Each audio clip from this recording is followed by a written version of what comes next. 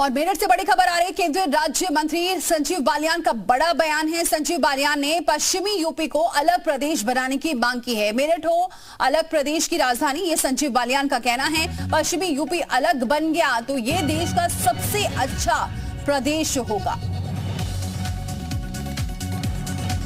तो मेरठ से खबर, केंद्रीय राज्य मंत्री संजीव बालियान का बड़ा बयान है। संजीव बालियान ने पश्चिमी यूपी को अलग प्रदेश बनाने की मांग की है। मेरठ हो अलग प्रदेश की राजधानी, ये कहना है संजीव बालियान का। पश्चिमी यूपी अलग बन गया तो ये देश का सबसे अच्छा प्रदेश होगा। मैं खोल के कहता हूं, हमेशा पश्चिम उत्तर प्रदेश अलग बनना चाहिए। मेरठ की राजधानी होनी चाहिए। 8 करोड़ की आबादी है, बहुत छोटे छोटे प्रदेश हैं। जिस दिन पश्चिम उत्तर प्रदेश अलग बन जाएगा, ये इस देश का सबसे अच्छा प्रदेश होगा। और एसोसिएट एडिटर अजीत सिंह हमारे साथ जुड़ चुके हैं इस खबर पर। अजीत, अब पश्चिमी यूपी के लिए राज्य की मांग कर रहे हैं संजीव बालियान।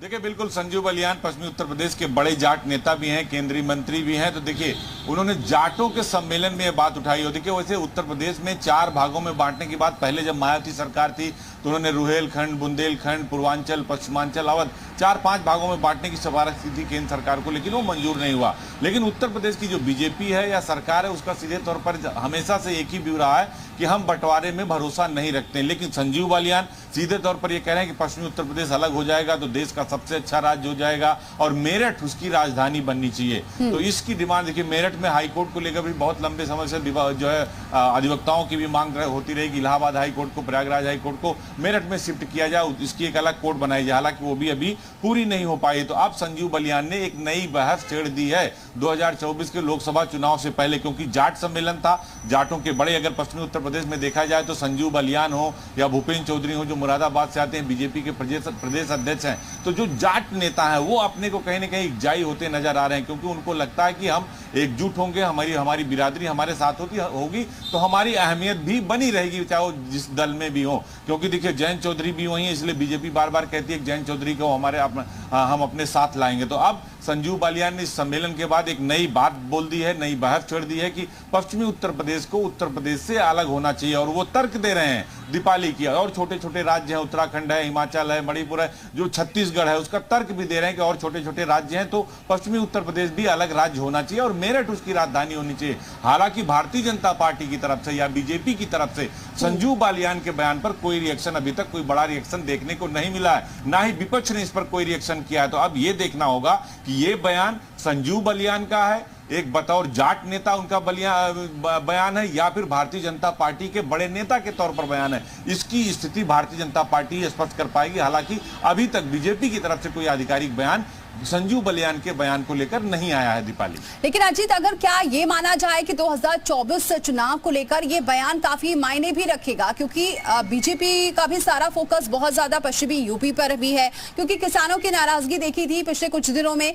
कई बार ऐसा देखने को मिला है कि बीजेपी के खिलाफ यहाँ के किसान नजर भी आए हैं। तो ऐसे में लगता है कि ये बयान देकर कहीं ना कहीं सबको एकजुट लाने की कोशिश की जा रही हो। देखिए, बिल्कुल आपने सही बात कही कि संजीव बालियान का ये बयान बीजेपी के लिए फायदेमंद भी है। इससे क्या है कि बीजेपी के जो जितने जाट नेता है, पश्चिमी उत्तर प्रदेश में जाट सबसे ज्यादा संख्या में, वहां जाट, जाटा और मुस्लिम, ये 3 समीकरण होता है। ये जिसके साथ होते हैं पश्चिम वो जीत जाता है। पिछले कई चुनाव से बीजेपी पश्चिम जीत रही है। तो जाट इधर उधर ना जाए, जयंत चौधरी की तरफ ना भटके, समाजवादी या बीएसपी की तरफ ना भटके, अपनी भारतीय जनता पार्टी के पास रहे। तो संजीव बालियान उस इलाके के बड़े नेता हैं, मुजफ्फरनगर से आते हैं, तो उनका ये बयान कि भाई पश्चिमी उत्तर प्रदेश होना चाहिए, जाट सम्मेलन में बात बोलना, जाटों को एकजुट करने की कवायद है। और ये एक बड़ी सोची समझी रणनीति के तहत संजीव बालियान का यह बयान है, जिसका फायदा 2024 में बीजेपी को हो सकता है, क्योंकि ये बयान संजीव बालियान दे रहे हैं जो बीजेपी के नेता है, बीजेपी के मंत्री हैं। तो ये इस तरह से आप अंदाजा लगा सकते हो कि ये 2024 को देखते हुए इस बयान को जोड़ा जा सकता है, क्योंकि जाटों को एकजुट करने की जो कवायद है, जाट सम्मेलन था, उसी में ये बयान दिया गया है। दीपाली और अजीत, अगर बात करें जैसे जयंत चौधरी की भी बात कर लेते हैं, जयंत चौधरी का भी काफी बहुत अच्छा रवैया नहीं देखने को मिल रहा था। सपा से बहुत अच्छी बन रही है या नहीं, ये बहुत साफ क्लियर नहीं हो पा रहा था। लेकिन अगर अलग राज्य की बात आती है तो यहाँ पर जयंत चौधरी भी पीछे हट नहीं सकते, वो भी इस बात को लेकर खुशी होंगे। देखिए बिल्कुल, अब कोई भी इस बात से हट नहीं सकता, क्योंकि एक बात संजीव बलियान ने कह दी तो अब क्रेडिट संजीव बलियान को जाएगी। पश्चिमी उत्तर प्रदेश की मांग उन्होंने की है, जाट सम्मेलन में की है, जाटों को एकजुट करने के लिए उन्होंने ये बात की है। तो अब जयंत चौधरी या कोई पश्चिमी उत्तर प्रदेश का नेता होगा तो ये नहीं कह सकता कि हमको पश्चिमी उत्तर प्रदेश नहीं चाहिए, हम मेरठ को राजधानी नहीं बनाएंगे, क्योंकि फिर नाराजगी का खामियाजा उस दल को, उस व्यक्ति को भोगना पड़ेगा, वो चाहे जयंत चौधरी हो या फिर कोई दूसरा नेता हो। तो इस मामले में संजीव बलियान ने बाजी मार ली और एक कदम हो और लोगों से आगे हो गए और सबसे पहले उन्होंने ये बात उठा दी है। बहुत शुक्रिया अजीत, ये जानकारी हम तक पहुंचाने के लिए।